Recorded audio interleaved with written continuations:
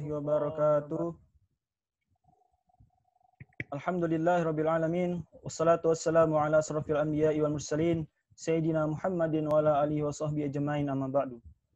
Qala Allah Ta'ala fil Qur'anil Karim, a'udzu billahi minasyaitonir rajim. Infiru kifafa wa thiqala wajahidu bi amwalikum wa anfusikum fi sabilillah dzalikum khairul lakum in kuntum ta'lamun. Shadaqallahu azim. Alhamdulillah wa fil rahimakumullah, jamaah yang dirahmati oleh Allah.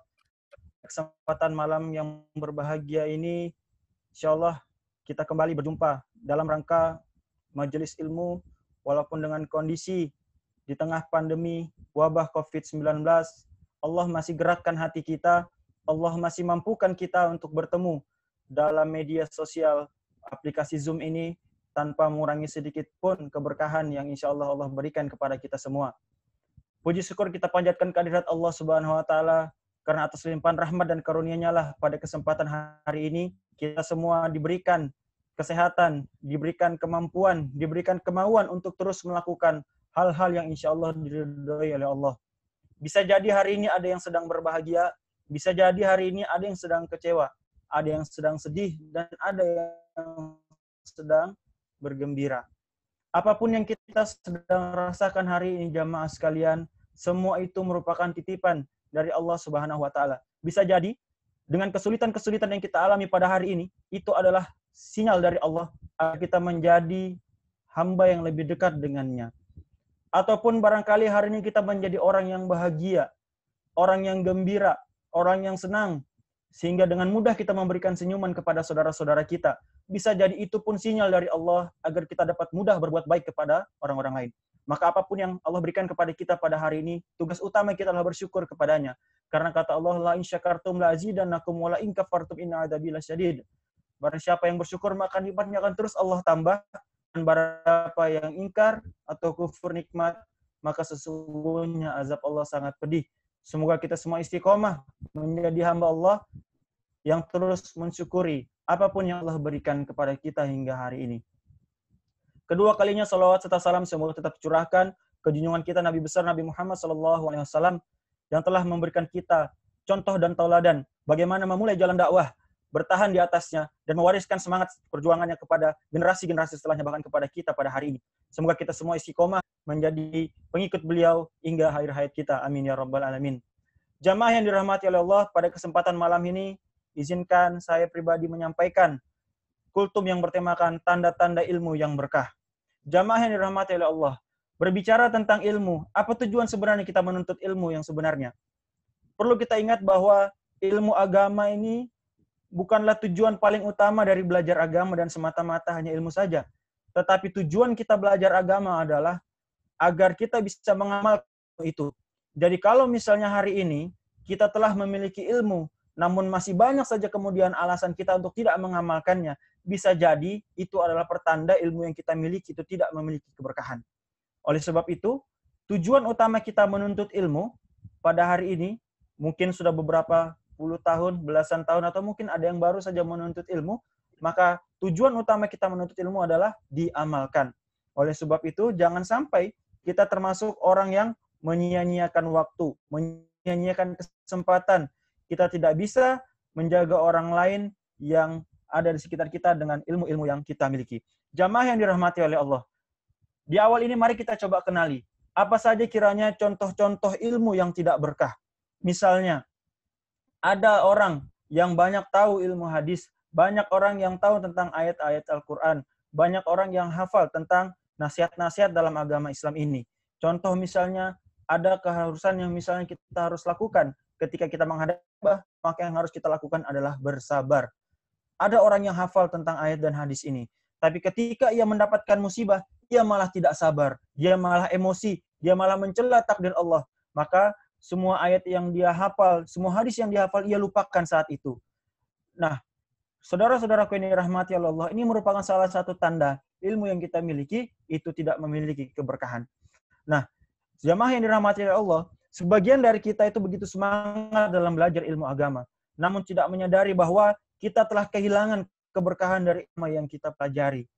Karena kita belajar banyak dalam cabang-cabang ilmu agama, dia juga mulai menyanjung dan memuji dirinya sendiri karena menganggap Dirinya memiliki lautan ilmu seakan-akan dia seorang rasul yang mendapatkan wahyu. Mereka inilah orang-orang yang tidak mendapatkan keberkahan ilmu. Keberkahan ilmu tidak ditandai dengan ilmu yang luas dan banyak, mengetahui segalanya, bahkan setiap detil perselisihan ulama dalam cabang ilmu tertentu. Bisa jadi ilmu seseorang itu banyak dan luas, namun dia tidak mendapatkan keberkahannya karena dia tidak mengamalkan dalam setiap waktu dalam kehidupannya. Nah, jamaah yang dirahmati oleh Allah, penyebab tidak berkahnya ilmu ada kurang lebih ada 5 poin. Poin yang pertama, penyebab tidak berkahnya ilmu adalah niat menuntut ilmu yang tidak ikhlas. Jamaah yang dirahmati oleh Allah, menuntut ilmu harusnya diawali dengan rasa ikhlas, bukan untuk sombong, bukan untuk mendapatkan pujian manusia. Seseorang akan mendapatkan ganjaran sesuai dengan niatnya sebagaimana Nabi Shallallahu Alaihi Wasallam bersabda, Inna ma'amalu biniat, bahwa sesungguhnya amal itu sesuai dengan niatnya. Jadi ketika hari ini kita sudah mendapatkan ilmu, ketika kita sedang proses mencari ilmu, maka hendaknya kita perbaiki niat kita, selalu introspeksi diri kita, agar kita mampu menjadi orang yang mampu mengamalkan amal-amal kita, mengamalkan ilmu-ilmu kita di tengah proses kita mencari ilmu. Karena apa? Karena hati dan niat manusia bisa jadi terbolak-balik. Maka yang harus kita lakukan pertama adalah tetap ikhlas dalam mencari ilmu ini. Sebagaimana Sufyan Ats-Tsauri pernah berkata, yang artinya, tidaklah aku berusaha untuk mengobati sesuatu yang lebih berat, yaitu meluruskan niatku, karena niat itu senantiasa berbolak-balik. Jamaah yang dirahmati oleh Allah, alasan ilmu yang tidak berkah yang kedua adalah menuntut ilmu hanya sebatas sebagai wawasan. Artinya kita tidak pernah berniat menuntut ilmu untuk kita amalkan. Segera kita perbaiki niat kita ketika kita menuntut ilmu hanya sebatas untuk mendapatkan wawasan. Karena Abu Kilabah pernah berkata kepada Ayyub As-Sakhtiyani, yang artinya, apabila kamu mendapat ilmu, maka munculkanlah keinginan ibadah padanya. Jangan sampai keinginanmu hanya untuk menyampaikan kepada manusia. Nah, jamaah dirahmati oleh Allah, menuntut ilmu bukan hanya sebagai wawasan, tapi juga ada niat kita untuk mengamalkan dan mendapatkan pahala atas ilmu yang kita miliki dengan rangka ibadah kepada Allah Subhanahu wa taala. Yang ketiga, yang membuat ilmu kita tidak kunjung mendapatkan keberkahan adalah kita kurang adab dalam menuntut ilmu. Ketika kita hari ini sudah memiliki majelis-majelis ilmu, memiliki guru-guru, memiliki ustadz-ustadz, maka seharusnya kita memiliki adab-adab yang luar biasa. Jika cara meminta dan menuntut ilmu saja kita sudah salah cara dan adabnya, bagaimana bisa kita dapatkan keberkahan dari ilmu tersebut? Ibarat seseorang akan meminta uang atau pinjam sesuatu pada orang lain, akan tetapi dengan cara yang kasar dan membentak serta adab yang jelek, apakah akan diberi? Tentunya tidak. Ini misalnya ada beberapa contoh praktek ilmu yang adabnya kurang baik. Misalnya terlambat datang dan tidak minta izin lebih dahulu terhadap guru. Kemudian kalau tidak datang tidak memberi izin terlebih dahulu. Kemudian duduk selalu paling belakang dan sambil menyandar tanpa uzur syar'i. Ketika kajian selalu banyak memainkan handphone atau gadget tanpa ada keperluan. Terlalu banyak bercanda atau ribut dalam majelis ilmu. Terlalu fokus ke ilmu saja tanpa memperhatikan adab. Niatnya hanya ingin memiliki kedudukan yang tinggi di tengah masyarakat, serta lupa memperhatikan dan mencontoh adab dan akhlak gurunya. Jamaah yang dirahmati oleh Allah. Alasan yang keempat, ilmu kita tidak kunjung mendapatkan keberkahan adalah sangat jarang atau tidak pernah menghadiri majelis ilmu. Jamaah yang dirahmati oleh Allah, ilmu itu harus didatangi, karena ilmu tidak akan mendatangi kita. Tidak bijak rasanya secara total kita hanya mengandalkan belajar lewat sosial media saja, yang ilmu tersebut datang kepada kita dengan sendirinya. Ulama-ulama terdahulu menjelaskan bahwasanya ilmu agama itu didatangi, bukan ilmu yang mendatangi. Inilah jamaah yang dirahmati oleh Allah, alasan yang keempat agar ilmu kita jauh dari keberkahan. Kemudian kelima, alasan yang kelima ilmu kita tidak mendapatkan keberkahan adalah tidak menuntut ilmu secara bertahap dan tidak istiqomah. Nah, jamaah yang dirahmati oleh Allah, menuntut ilmu agama tidak teratur dan tidak berurutan sesuai dengan arahan ustadz kita atau guru-guru kita merupakan hal yang dapat menghalangi keberkahan dalam ilmu kita. Sebagaimana nasihat Syekh Muhammad Shalih bin Utsaimin rahimahullah berikut, yang artinya, janganlah mempelajari buku sedikit-sedikit atau setiap cabang ilmu sepotong-sepotong kemudian meninggalkannya, karena ini membahayakan bagi penuntut ilmu dan menghabiskan waktu tanpa faedah. Jamaah yang dirahmati oleh Allah, itulah 5 alasan kenapa ilmu kita tidak mendapatkan keberkahan. Lalu bagaimana kita mengenali ciri-ciri tanda ilmu kita mendapatkan keberkahan atau ilmu kita mendapatkan berkah dari Allah Subhanahu wa taala?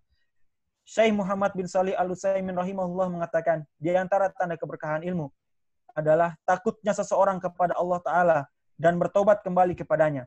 Pada hakikatnya, jika ilmu tidak menumbuhkan atau membuahkan rasa takut kepada Allah Ta'ala, bertobat kepadanya, bersandarnya hati kepadanya, dan memuliakan kaum muslimin, maka ilmu tersebut telah hilang berkahnya. Bahkan bisa jadi orang tersebut akan menutup amalnya dengan kejelekan. Kita ambil contoh bagaimana ilmu yang berkah. Ilmu yang berkah misalnya adalah ketika ada orang yang mungkin tidak hafal hadis dan ayat tentang sabar ketika mendapatkan musibah. Yang ia ingat hanya sepotong perkataan nasihat Ustadz, yaitu ketika orang sabar itu akan disayang dan dibantu oleh Allah. Jadi harus ridho dengan takdir Allah. Dulu ketika ia mendapatkan musibah, ia ingat perkataan ini. Dan ia pun sabar, serta tetap berbahagia dengan takdir Allah. Ilmu yang sedikit inilah yang berkah, dan kita bisa menjaganya insya Allah. Jamaah yang dirahmati oleh Allah, itulah contoh ilmu yang berkah. Walaupun ia sedikit, tapi ia mampu memberikan hati-hati manusia tentang nasihat-nasihat langit. Sebagaimana Allah berfirman dalam Quran surah Al-Asr, bahwasanya demi masa sesungguhnya manusia ini dalam kerugian, kecuali orang-orang yang beriman dan beramal soleh, orang yang menasihati dalam kebaikan, dan orang yang sabaran. Ketika hari ini kita memiliki ilmu, maka harusnya kita tahu, kita hadir menjadi seorang manusia sudah mengalami kerugian. Dan syarat untuk tidak mengalami kerugian adalah kita mampu memiliki keimanan kepada Allah. Dan beriman saja tidak cukup, karena Allah pasti menguji kita. Sebagaimana Allah berfirman dalam Quran surah Al-Ankabut, bahwasanya kita tidak akan pernah dibiarkan Allah ketika kita mengatakan beriman lalu dianggurkan begitu saja. Allah pasti menguji kita. Dan akhirnya Allah akan mengenal mana orang-orang yang benar-benar beriman dan mana orang-orang yang hanya pura-pura beriman. Dan Allah pasti mengetahui apa yang telah kita lakukan. Dan jamaah yang dirahmati oleh Allah, ketika kita sudah memiliki keimanan, maka marilah kita beramal soleh. Marilah kita mengingatkan saudara-saudara kita dengan kebaikan. Marilah kita menasihati saudara-saudara kita dalam kesabaran. Semoga Allah menjaga kita semua agar tetap istiqomah, menjadi hamba Allah yang senantiasa pandai mensyukuri dan pandai mengamalkan ilmu-ilmu yang kita miliki, agar hidup kita senantiasa diberkahi oleh Allah Subhanahu wa taala. Afwan minkum, wastabiqul khairat. Assalamualaikum warahmatullahi wabarakatuh.